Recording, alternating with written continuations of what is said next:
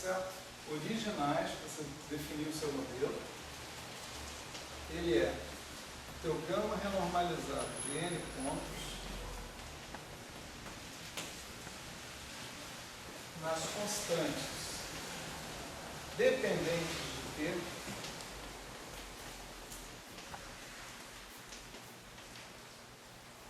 certo? Vezes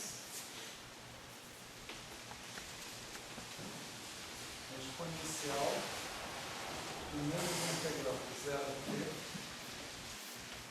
t dTi gama chapéu gama de alfa barra de T1.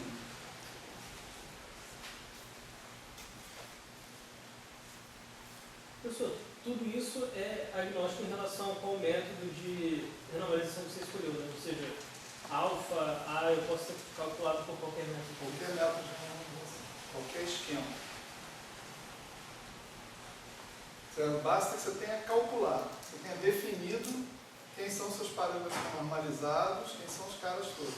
Né? Então, isso é boa pergunta essa. Você está dentro de um esquema de renormalização. Né? Você fez a conta num esquema de renormalização e, feita essa conta nesse esquema de renormalização, você tem o comportamento da sua teoria em diferentes regimes de energia, governados essencialmente pela equação do grupo de renormalização. É fantástico. A minha pergunta é, o valor que você teria obtido por outros métodos de renormalização, por outros esquemas de renormalização, vão estar englobados então em valores diferentes do T, por exemplo? Vão estar englobados em valores diferentes dessas constantes que estão aqui. Do alfa, do A, do XA e do I. É isso que eu falo. O que muda de um para o outro seria só a parte finita, né? O que muda de um esquema para o outro é o quanto a sua parte finita é. Né? A diferença entre um esquema de renormalização e outro o resultado final, né? Eventualmente, a forma funcional desse esquema R, né? E os parâmetros renormalizados que você vai colocar dentro dele. Tá certo? Dado um gama R calculado num dado esquema de renormalização, o comportamento dele perante transformações de escala nesse momento é esse. Claro que aí as suas equações diferenciais vão estar partindo de outras condições iniciais. Aqui é alfa barra de T igual a alfa, calculado naquele esquema de renormalização. Se você calcular em outro, alfa barra de T igual a zero vai ser um alfa linha. Outra coisa. Eu acho que, para começar, muda quem é o Mi, né? Tipo, não é só quanto ele é, quem ele é também, né? No esquema, o Mi é uma coisa, no outro esquema, o Mi é outra, né? Se você comparar os dois que você falou, acho que a própria interpretação do Mi é diferente, né? Ele aparece como aquele Mi. Não necessariamente em qualquer esquema ele aparece como aquele Mi que a gente usou para deixar o G dimensional, ou sempre aparece. Daquele mesmo jeito, uma dependência Mi elevado a epsilon. Eu acho que se você mudar o esquema, não necessariamente tem que aparecer da mesma forma aquela dependência. Se mudar quem é o Mi, você muda todo mundo, porque as equações foram definidas em respeito ao Mi. Aqui tem que separar talvez um pouquinho a terminologia, né? Uma coisa é você mudar o esquema, outra coisa é você mudar a parte finita. Né? O seu esquema de renormalização é uma coisa mais ampla. Como que você vai subtrair suas divergências para deixar uma parte finita? Né? Dentro do mesmo esquema de renormalização, esse Mi pode parametrizar diferentes partes finitas. Sim. Eu coloquei mal a minha pergunta. Porque eu tinha te perguntado quando você escreveu pela primeira vez o Mi, se esse Mi era o Mi. Aí você falou, se a gente subtrai coisas que a gente está falando, ou seja, MS ou MS barra, o Mi é o Mi. Só que tem outros esquemas que não são assim, pegar e subtrair um sobre epsilon. Por isso que eu falei, tipo, se você usar um esquema que não seja MS barra, que eu não faço nem ideia de que tipo de esquema pode ser, não muda, não tem nem a mesma interpretação. Você está falando de diferentes métodos de regularização? Não, porque acho que isso não pressupõe nem regularização. Né? Por exemplo, um esquema desse seria subtrair a amplitude calculada num certo valor de momento. essa amplitude vai ter as mesmas divergências quando você subtrair. As divergências vão cancelar e você vai ficar com algo dependente de μ no final. Você está parametrizando a sua parte finita dentro desse esquema que é completamente diferente do esquema. Não é uma mudança do μ que vai te levar desse esquema para o MS bar, para o MS. Não, então se você, pelo contrário, Numericamente se talvez, numericamente talvez, mas não conceitualmente. não conceitualmente. Deixa eu só explicitar para vocês essa exponencial aí, o que contém dentro dela. Vamos lembrar da definição do gama chapéu, estava aqui, ó. Esse gama n do A barra, alfa barra, A barra, x A barra, ele é a soma de todos. Que lá em cima a gente calculou só para o alfa, né? O gama n. Gama n de A barra, de alfa barra. Esse aqui que você está falando? Esse aí. Esse aí é que antes a gente calculou ele, ali em cima, a gente calculou só para o alfa, né? Se você incluir a dependência, além da alfa, no A e no X, como é que vai aparecer essa inclusão? Vai aparecer como soma? Eu acho que não, porque eu acho que ele apareceria na solução da equação diferencial na exponencial, Soma né? do quê? Ah, não, é porque ali em cima a gente calculou, agora em cima mesmo. Aqui é a mesma função, hein? Sim, Gama sim. é a mesma função, ela só está sendo calculada para valores diferentes do argumento. Tá Um certo? pouco mais acima a gente calculou só para o alfa, né? A gente tem o gama n de alfa é igual a gama n de alfa barra de t vezes exponencial, né? Aí em cima, não, né? No campo, Aqui que você diz? não, ali mesmo. Mas é a mesma equação, só está É a mesma reparamentrizando. equação, né? É a mesma equação. Só que Só a tem gente um está truque, usando, né? a gente está usando esse truque porque as equações que definem quem é o alfa barra, o A barra, o delta, A gente tem três né, equações. o delta não, o x, são equações que não envolvem dependência explícita em T. Então você sempre pode fazer isso, nessas equações. Né? Agora, aqui, como eu disse, se trata da mesma função, aqui em cima e aqui embaixo, calculada para valores diferentes dos argumentos dela, só isso. Acho que eu entendi a pergunta do Francisco da seguinte forma. A gente colocou na gama, a gente explicitou a dependência em alfa e ignorou a dependência em x e em A. Eu acho que ele está perguntando o seguinte, se a gente tivesse deixado explícita também a dependência em x e A, como é que seria a solução da equação diferencial que aparecer? Ia ser do mesmo formato? É a mesma coisa. É isso que Era eu isso estava que chamando a perguntou? atenção aqui atrás. Não sei se era isso que você estava Talvez perguntando. eu Né? Aqui, por exemplo, a gente trocou alfa para alfa barra de menos t para poder trocar o sinal relativo entre esses termos. Você vai ter um sinal relativo de mais e menos também para a equação para A e para a equação para X. Então você vai fazer a mesma coisa. Você vai trocar o A para A barra de menos t, o X para X barra de menos t. O que vai acontecer? Isso aqui vai virar uma derivada total. DDT, tá vendo? Então nesse ponto aí já poderia ter dependência, naquela linha lá já poderia ter dependência em completa. todo Né? mundo. Pode ter dependência de todo mundo. Essa discussão, depende mais não sei quem, isso não é importante para a estrutura da solução. A solução é a mesma.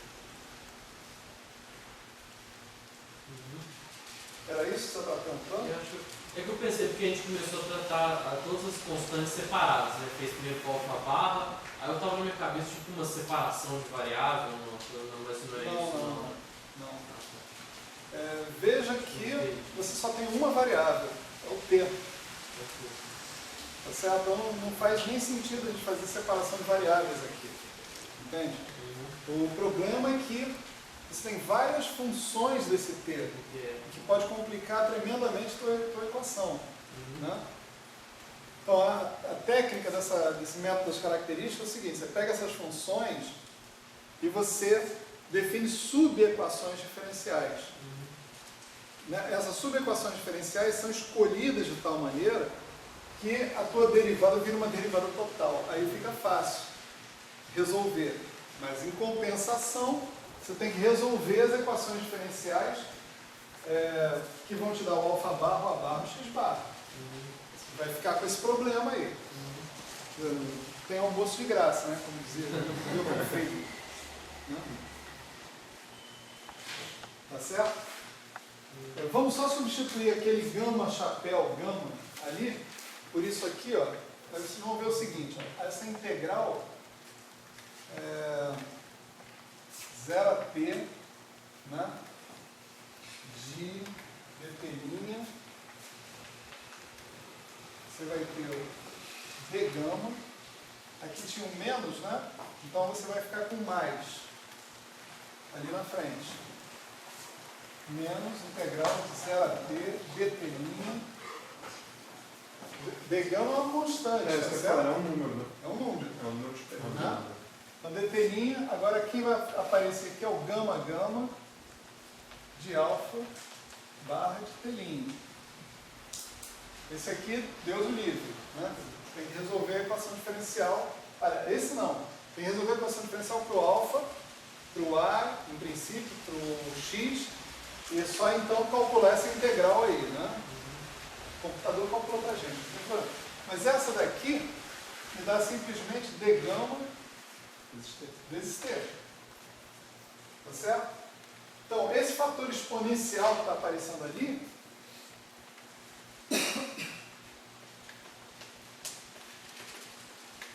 ele vira exponencial de t, d gama t, vezes a exponencial de menos a integral de 0 a t dt' do gama de alfa barra de t'. Pô, então vai aparecer um psi elevado a d gama que vai recompor o outro.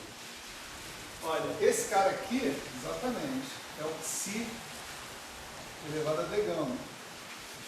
Então, esse cara está dizendo o seguinte, olha, né? Aqui tem psi, né?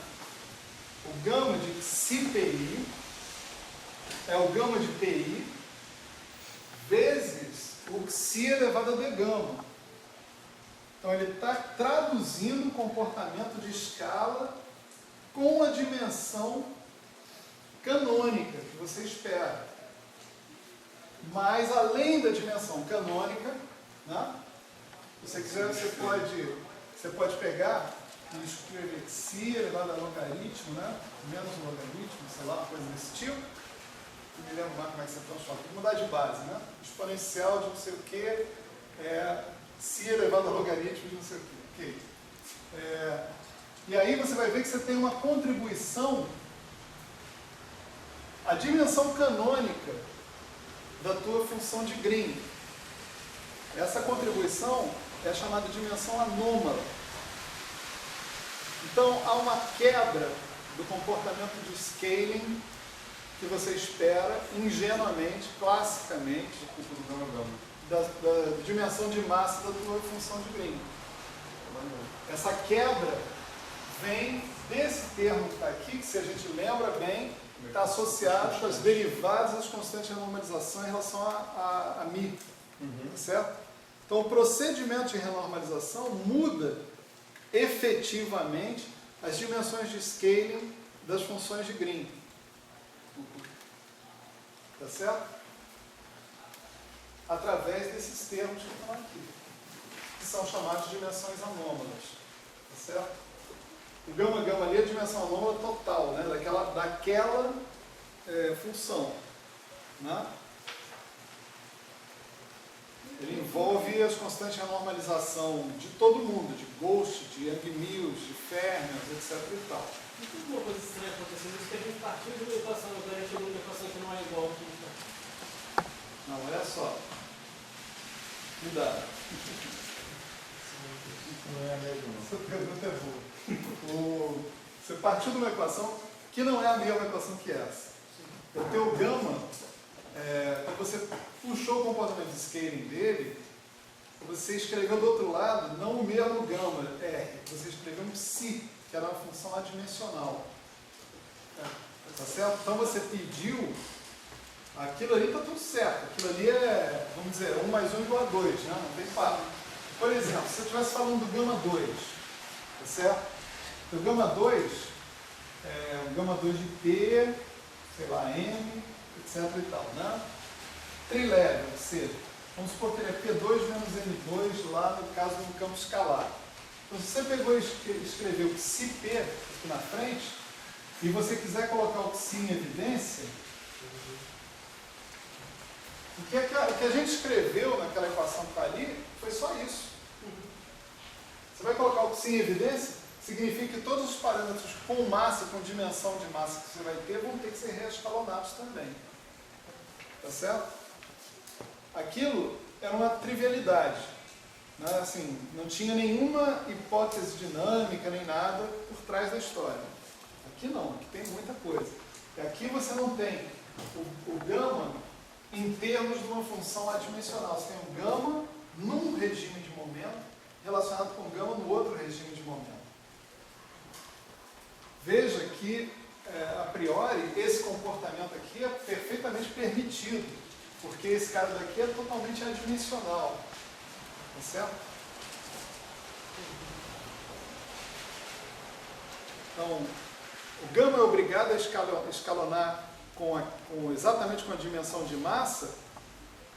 A rigor, não. Só se por um milagre esse gama desse zero, né? Ou Não pelo vai menos acontecer. essa integral feia. Não vai acontecer esse milagre. Você conecta a dimensão dos momentos da teoria com a renormalização, que é uma coisa completamente... Pior ainda, né? Sim. Com a mudança das constantes de normalização com relação ao parâmetro. A dependência dos Nível, momentos da parâmetro. teoria é uma coisa completamente física, beleza, mas partículas têm essa escala de energia. Outra coisa é a normalização, que é tipo, soma isso, cara. Joga pra lá, né? Isso é muito... Essa equação, as equações de normalização são equações tão poderosas, né, que você pode provar a renormalizabilidade da teoria com elas. Você pode, por exemplo, partir das equações de grupo de normalização sobre hipóteses bem definidas e trabalhar recursivamente para mostrar que a teoria é renormalizável, se as equações de grupo de normalização são obedecidas. Esse é o approach dos injustantes. Um approach maravilhoso, lindo de morrer, complicado pra cacete. Pelo menos para uma primeira abordagem. Desculpa, esse é o fácil? Esse é o fácil. Ah, tá. Beleza. Então, vamos lá. Vamos saber O que a gente fez? Né? É a hora do resumo, né? A hora do resumo, a hora de organizar a cabeça. Organizar a cabeça. Na aula passada a gente definiu a equação de Cauchy-Szymanski. Não é isso? Essa equação, ela é quase uma trivialidade, de certa maneira, né? Porque ela parte do fato de que a tua função B não depende de mim, tá certo?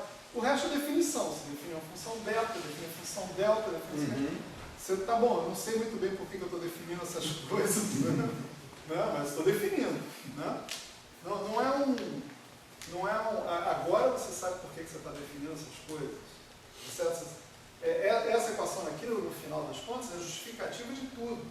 Quer dizer, como você conseguiu, quando você definiu a função beta daquele jeito, a função delta daquele jeito, etc., você conseguiu integrar essa equação que está aqui pelo método das características e prever o comportamento das suas funções de Green por transformações de escala no momento.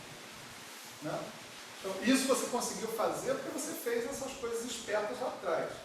Então, vamos dizer, temos uma justificativa posterior da história. Né? Mas, assim, devagarinho. Lá atrás, na equação de Cauchy-Szymanski, não foram feitas contas esotéricas. Né? Isso foi uma coisa bastante simples, regra de Chain. Né?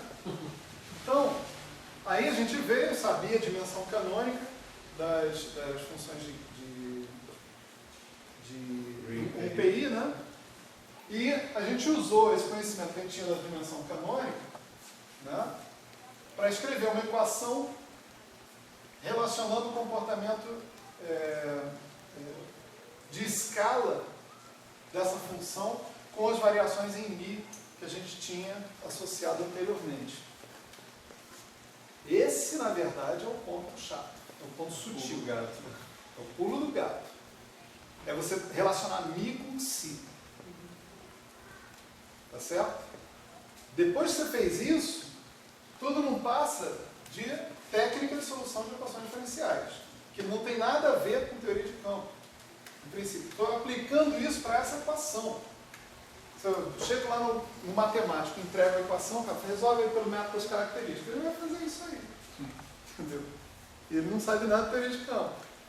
Tá certo? Então, essa abordagem está aqui, embora ela use alguns truques, né, mas esses truques também são externos a essa discussão. Esse truque aqui é completamente externo a essa discussão. Ele não está falando especificamente das propriedades do cara que é renormalizado, etc. Então, se você pensar bem, o que está por trás desse resultado, né, esse resultado que está aqui, é esse ponto que está aqui só. Né? É o ponto que permite que você relacione o teu ponto de renormalização com o teu fator de escala. Se você der esse pulo se você der esse pulo do gato, aí vem a solução. Essa solução não tem nada de esotérico nela, né, em princípio. Nós estamos temporariamente livres de teoria de perturbações, etc. E tal. A gente não precisa calcular nada aqui, a gente está supondo que tudo foi calculado exatamente, é tudo maravilhoso. Né? Não tem nada de teoria de perturbações na história. Aí a teoria de perturbações vai entrar para definir claramente quem são essas funções. Beta, é crucial, né? São cruciais essas funções para a gente fazer a análise do comportamento desses alfas que estão aí, né? Alfa, A e X. Né? Observa o seguinte, que aqui você tem o alfa, o A e o X calculados nessa escala de momento em PI. Aqui você tem o alfa, o A e o X calculados na escala transformada. Tá certo? E o PI é o contrário. Né? Então, o que essa equação aqui está dizendo é o seguinte: quando você mudar de regime de energia, tá certo? Você não é conveniente para você usar o mesmo alfa renormalizado, etc. Claro que você pode fazer a conta usando esse lado da equação. Não tem problema. Eu tenho aqui, calculei a minha constante de interação forte aqui para os fenômenos da física nuclear. A minha constante de interação forte é 1. Né? Estou fodido, né? Não tem mais. O A não sei quantos, XA não sei quantos. Isso aí são os valores dos parâmetros renormalizados que eu coloquei lá, fixei com as minhas condições de renormalização, etc. Beleza. Esses caras que estão aqui podem inviabilizar que eu faça teoria de perturbações nesse camarada. Mas, dependendo da situação, e isso é uma coisa que a gente vai discutir na próxima aula, né? Pode ser que o alfa barra de T, para algum regime interessante, diminua. Aí, esse regime que está aqui é ruim para fazer teoria de perturbações, mas esse pode ser bom. Então, o que eu faço? Eu defino a minha teoria no regime bom e relaciono a minha teoria com a teoria escalonada, pelos momentos. Então, é nesse sentido que, eventualmente, eu vou ser capaz de fazer cromodinâmica perturbativa. E por que você disse que não sempre? Porque por essa equação pareceria que sempre poderia. Aqui eu estou falando nesse último discurso, de QCD. Né? Mas essa brincadeira pode ser falada para lambda F4, qualquer teoria de campo, essa discussão nas últimas 2 aulas se aplica. Ela não é exclusiva da QCD. O problema é que a QCD só deixa um pouquinho mais complicado calcular essas dimensões anômalas, a função beta, etc. Mas o comportamento dessas constantes de acoplamento varia de teoria para teoria. A dependência deles não ter. Né? Por exemplo, exemplos clássicos, conhecidos. Para QCD, sabe-se que a constante de acoplamento diminui quando você aumenta o regime de energia. Quando você aumenta as energias acessíveis para os seus processos. Para a eletrodinâmica quântica, é o contrário. As constantes de acoplamento tendem a aumentar. Então, a eletrodinâmica quântica é uma teoria maravilhosa nas energias atuais, onde você mede a constante de acoplamento e dá um centésimo, mais ou menos. Em energias gigantescas, já se espera que a eletrodinâmica quântica vá falhar. Isso é um problema. Quando você diz vai falhar, significa que a gente não vai poder usar perturbação, né? Mas como assim falhar? Não só que não vai poder usar perturbação, como que vai dar outros problemas. Entendi. A gente vai discutir isso. Deixa eu fazer uma pergunta só. Você falou de escala, né? Quando a gente bota ali um número na frente do PI, né? Aí tá claro, você mudando a escala de PI e, portanto, de energia. Só que quando você bota a dependência do alfa e, portanto, do G, né? Em T, não necessariamente T é energia, T pode ser só um número, né? Como é que a gente vai ter interpretação de que a constante está mudando com a energia tão diretamente assim? Tipo, T não tem dimensão. Não dá dimensão, tudo bem, mas você pode pensar assim, olha, isso daqui, Isso está claro. esses são os momentos nos quais eu estou interessado em calcular a minha teoria. Uhum. Se isso aqui for muito grande, isso está significando grandes momentos.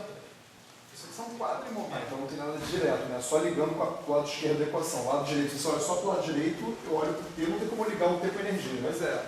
Aqui é pequenos momentos e constante de acoplamento efetivo, Tá. que é válida para grandes momentos.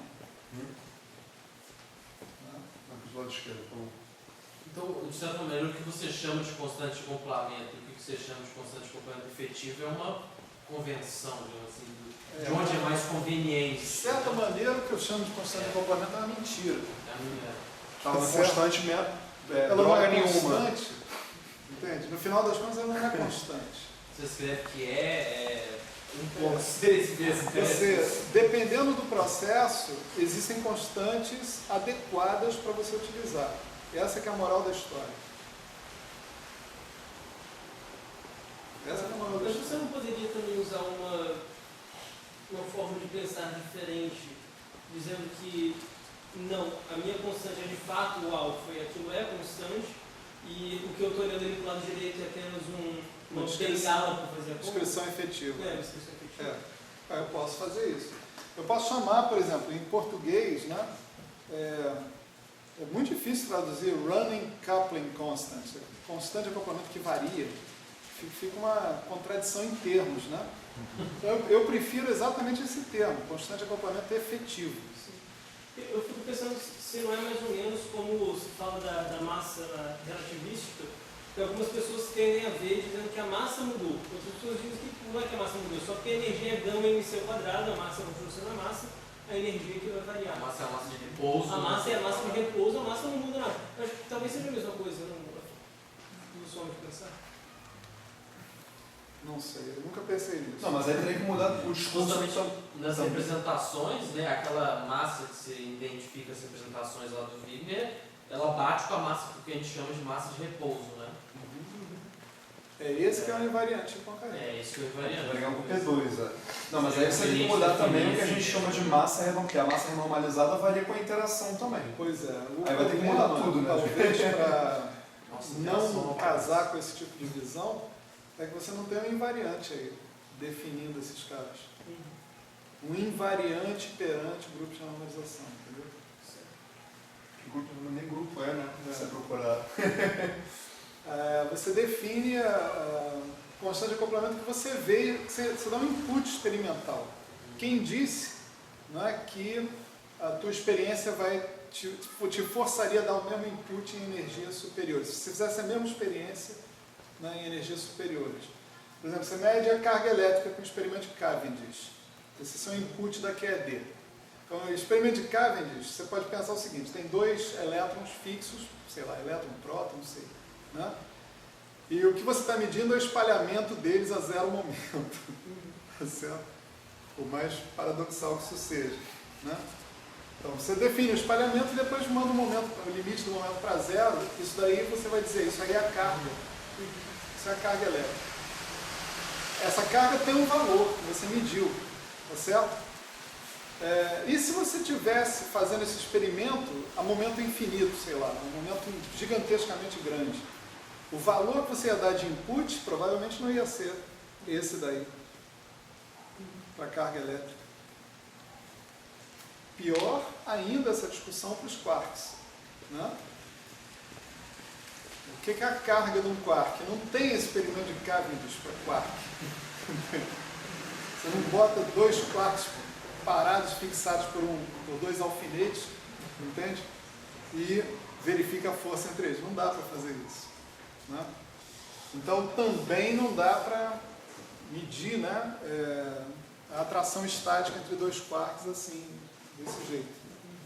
Aquele experimento famoso do Slack, tornou razoável acreditar em quarks mesmo, né? Tá bem firme isso, né? Eu posso dizer que para mim tornou razoável, cara. Beleza. Não, porque eu acho que o Gell-Mann não acreditava, né? Ele falava como se fosse um artifício, né? Mas depois ele negou isso. Ele negou que disse? Negou que disse. Ele primeiro falou, não, lá na época, né? Quando ele lançou o negócio dos quarks, os quarks são artifícios para a gente descrever, mas é claro que eles não são reais. E tempos depois, prêmio Nobel depois, etc., ele, não, eu sempre disse que os quarks eram reais. É difícil de cara já dizer que são reais, né? Você começa por baixo, não existe. Você sabe que o Mendeleev foi a mesma coisa, né? Mendeleev, esse cara que traz essa água nessa garrafa de boêmio, né? Isso é boêmio, né? Porra, dá uma vontade. É difícil isso. O Mendeleev é a mesma coisa. Os caras a tabela periódica é um jeito aqui da gente entender as reações químicas e tal, mas isso aqui é claro que não é real. Aí um monte de gente usava a tabela periódica naquela época e não acreditava em átomo. Esses dias eu li um negócio de uma conferência que o Boltzmann deu, que estava o Marr na plateia. E o Marr levantou indignado, porque o Boltzmann estava falando de átomos como se fossem coisas reais, né?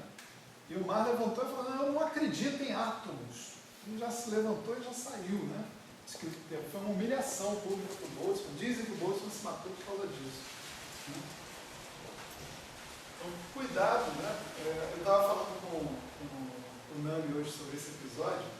Estava falando assim, primeiro que físicos não devem acreditar nem desacreditar de nada. Né? Tudo bem, você pode ter uma religião, é outra história. Né? Mas na física, estou falando de física, não estou falando de religião. Né? Na física, você tem que estar aberto para todas as possibilidades.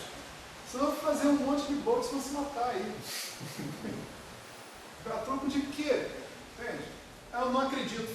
Foda-se. Entende? A natureza é outra coisa, completamente diferente, independente de você, cara. Se você acredita ou não, é problema teu. Entende? A natureza vai te atropelar feito um caminhão, entendeu? Não tem papo. Você acreditando ou não acreditando. Tá? Detalhe, Marr é um cara fora de série, né, cara? Assim, os pensamentos dele é um dos maiores físicos, né, da época e tudo. E isso foi mais impactante ainda para o Boltzmann. A gente está falando aqui da questão ética, não é da questão profissional, de jeito nenhum. Né? Enfim, isso aí não era para gravar, não.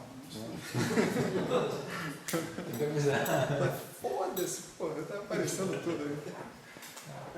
Tá bom, galera. Pareceu Então... um cara me veio chamando o AS de cheirador. Eu vou começar a censurar essas aulas do professor Global. Reza a lenda que depois desse dia sumiu até o que sobrou de giz no fundo da lousa ali. Reza a lenda. Vou correr. Conta logo Pode isso aí.